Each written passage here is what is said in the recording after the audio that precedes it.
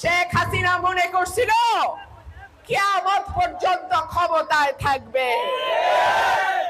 শেখ হাসিনা পরনের কাপড়টা লইয়া কোনো মতে পলাইছে। লোকে তার একটা কাপড় লইতে পারে নাই।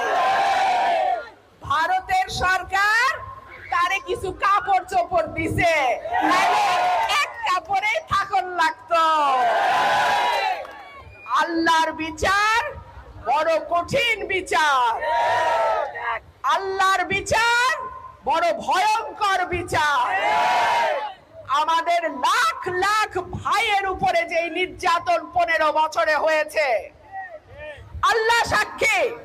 আজকে তাকায়া দেখেন কোথায় শেখ পরিবার,